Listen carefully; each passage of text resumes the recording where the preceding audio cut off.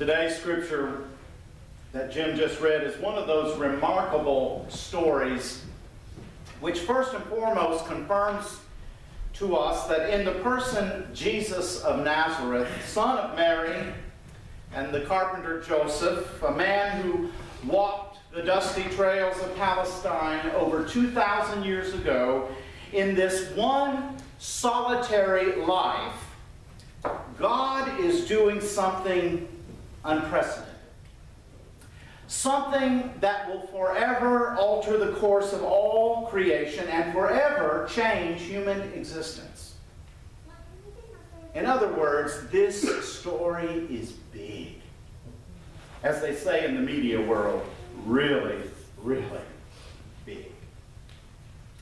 Today's scripture is sort of a Steven Spielberg kind of moment. There are lots of special effects in this story of transfiguration upon a mountain. If this story had been scripted by Hollywood, a young Harrison Ford would have to be in it. There are elements of Indiana Jones and Luke Skywalker in what happens upon this mountain. This was no ordinary day. In the eyes of those who knew him best, Jesus may have started up the mountain as a great teacher and inspiring preacher, even a seemingly miraculous healer. But when they got to the top of the mountain, something happened. Something happened that changed how they saw Jesus. Something happened which changed their view of the world and of life and maybe even of themselves. The gospel writer uses phrases like shone like the sun to describe Jesus' face, and dazzling white his clothes. And then adding to the drama of this magnificent setting, suddenly there appears the historical figures, Moses and Elijah, giants in the faith tradition of the Hebrews, representing the law and the prophets. Can you imagine what was going through the minds of the disciples, Peter, James, and John, who had accompanied Jesus up the mountain? What were they thinking? What's going on here? Somebody get the camera. Somebody pull out your cell phone. Call somebody. This is big. This is really, really big. This was a mountaintop experience for all involved. Have you ever been to the top of the mountain? Now, before you stand up before all of us and answer that question, let me say that I realize that is a very personal question, and perhaps you would choose not to share your response in such a public setting. Maybe you would rather just visit the mountaintops you have been to in the privacy of your own memories. Mountaintop experiences are sometimes simply to be experienced and not necessarily recounted. For one thing, oftentimes there are no words for such experiences. No words that can adequately describe them. Awesome. Well, that's now a favorite word, isn't it? Awesome. Magnificent. Spellbinding. Fabulous, amazing, all those words sometimes are just too puny. They're not up to the task. There are no words. That's all that can be said sometimes. There are no words to describe.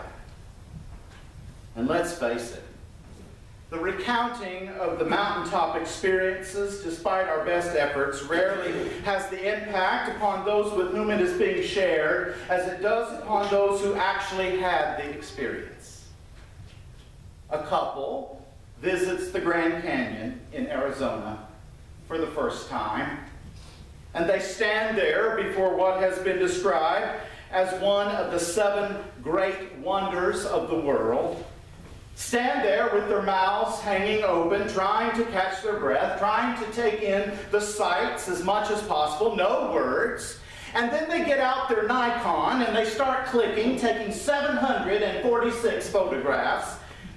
And after they return home, a couple weeks later, they invite friends over to dinner, and after the lasagna and the cheesecake, they ask, would you like to see some of our pictures from our trip out west? And before the guests can think of a polite reason not to, the projector's already set up and they start the narration, at least 3 minutes for every photograph. Oh, look at that. You remember when we saw that? Oh, you can't even believe what that looked like. The photograph just doesn't do it justice. You remember that? And 2.5 hours later, the oohs and the ahs have stopped and the droopy-eyed guests have lost any desire they ever had to visit the Grand Canyon. You see, some experiences simply cannot be recounted or duplicated or created. In the world of religion, much effort and money is spent trying to prove my previous statement wrong. Now, at the risk of you thinking, I believe our preacher might be a little heathen, well, I'll tell you right now, it probably won't be the last time you think that. Sometimes I wonder myself. But I, for one, am somewhat skeptical of prepackaged spiritual retreats. Have you ever been on one? It is not that I don't appreciate beautiful places or spending time with fellow believers, reflecting upon the meaning of faith in life. I guess my skepticism comes from feeling that sometimes those experiences are like trying to be forced into falling in love.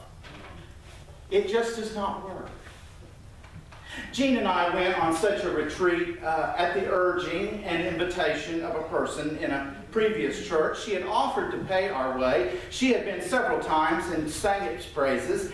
She had been attending this annual gathering, which was held at Lake Junaluska, our United Methodist Retreat Center. But the event itself was not a United Methodist retreat. In fact, it seemed to me that the retreat attracted a lot of folks who had issues with the United Methodist Church. And the prevailing message that I got from the retreat was that those who planned the retreat and led the retreat had found the truth. And those of us who had not been yet enlightened were doomed. Well, in my stubbornness, I decided I'd rather be doomed than embrace their arrogant style of Christianity. Jean was like, yeah. One of the routine practices at the retreat was that in the middle of almost every session, we were asked to get up and go around the room and hug each other. You ever been in such a setting?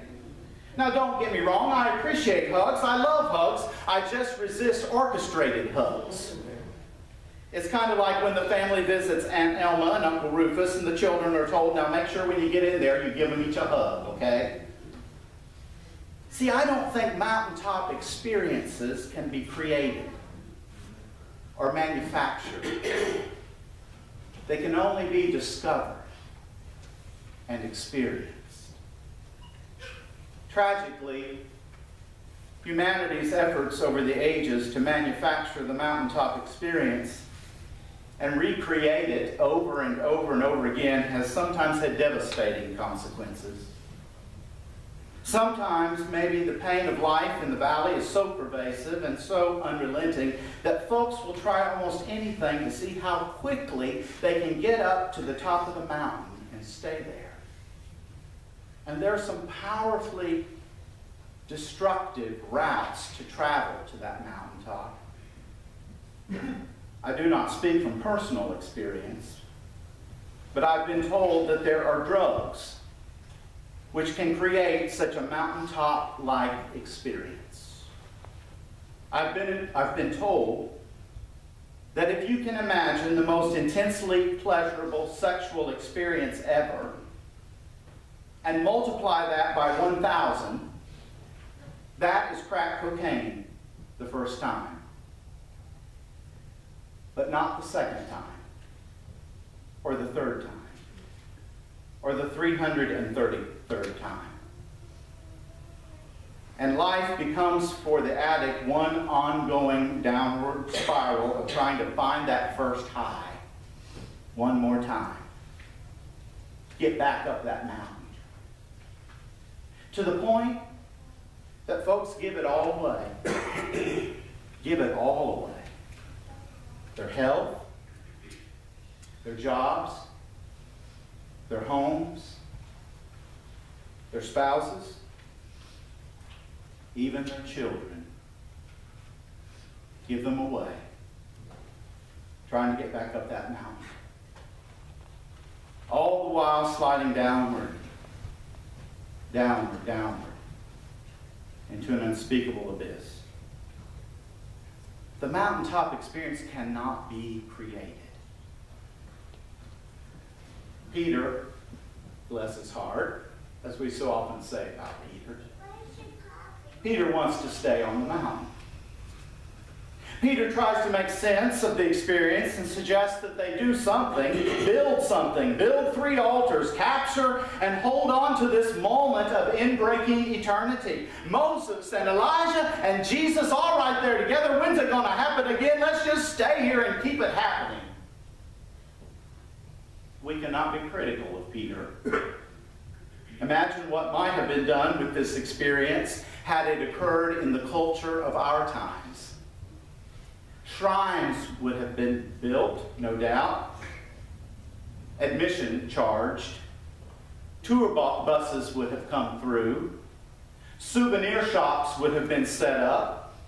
There definitely would have been a Starbucks and a Holiday Inn Express built somewhere around the mountain. Visitors would come back wearing t-shirts saying, "Ask me about my trip to Transfiguration Mountain." And bumper stickers would be slapped on cars that said, "This car's been to the mountain. Has yours?"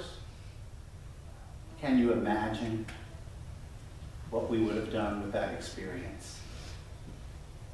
Now, don't get me wrong. I'm not suggesting that if you find yourself on a mountaintop in one of those God-haw, what I call, you've heard of aha moments? I call them God-haw moments. In one of those amazing moments, don't get me wrong, I'm not saying you should not savor every single second, drink in every single drop of the experience. For those times just sometimes happen. We're not prepared for them. We did not ask for them. We certainly did not earn them. Sometimes moments of incredible grace and goodness just unexpectedly come flooding into our lives, and we cannot take credit for them, and if we try to control them, we'll ruin them. And if we think we can explain them, well, we'll end up sounding foolish.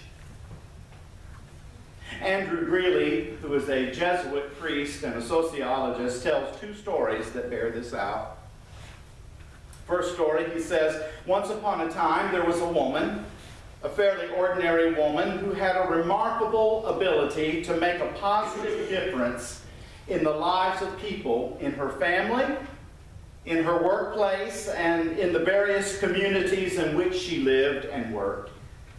Somehow, she always seemed to be there for people when they needed a boost. She knew the right thing to say or to do when someone was in trouble. She knew the correct soothing technique for her children when disappointments discouraged them.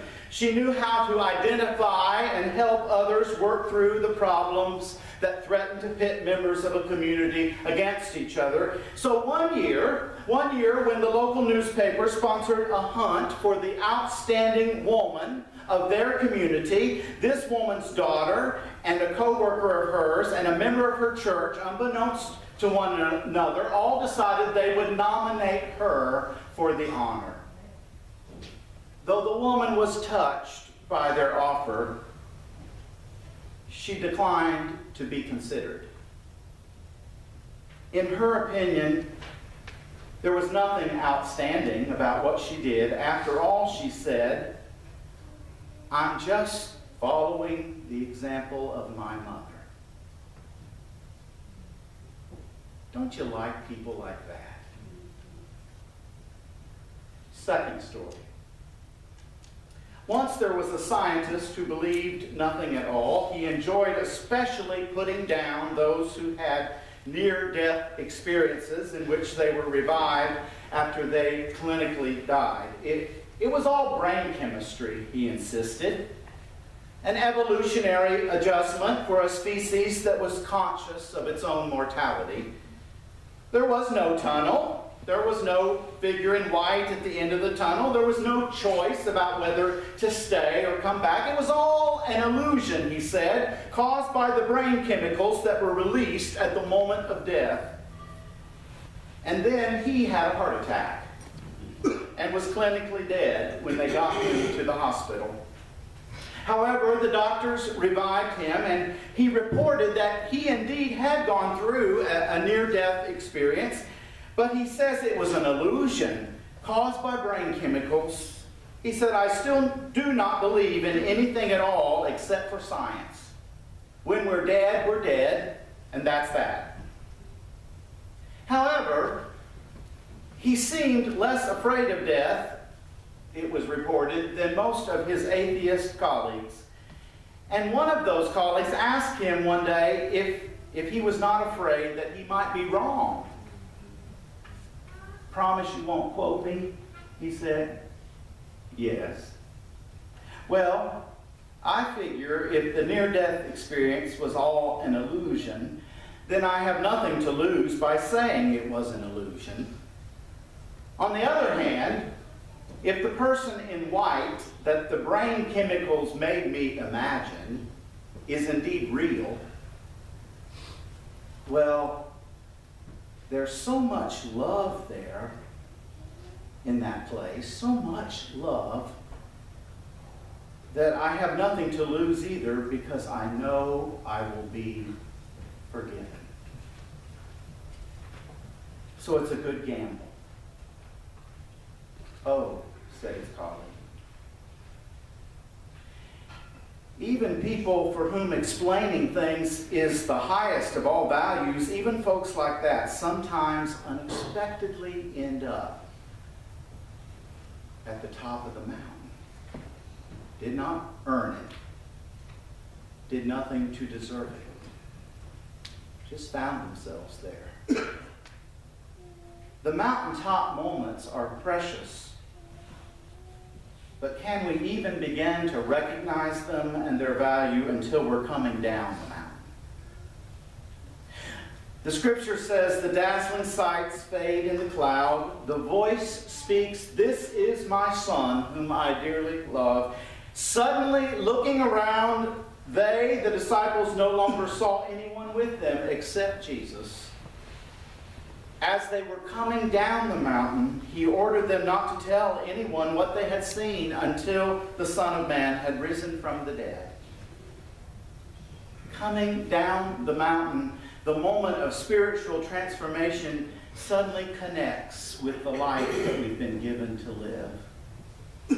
Coming down the mountain to an everyday world, the magnitude of who Jesus is meets the real-life struggles of the world we face. Coming down the mountain, the ecstasy of unexplainable grace moves us to be grace-filled and compassionate people in harsh and cruel places toward others.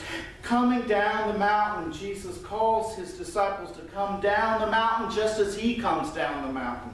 Jesus comes down that mountain to the nitty-gritty details of dealing with his disciples and all their misunderstandings and their squabblings and their disbelief. And Jesus calls his disciples to likewise come down into the religious and political quarrels of the day. Come down into the jealousies and the rivals, both petty and gigantic, that color our relationships. Come down into the poverty and the pain that are part and parcel of our life in this world. Jesus came down. Jesus says to his disciples, come down from the mountain to the world with me.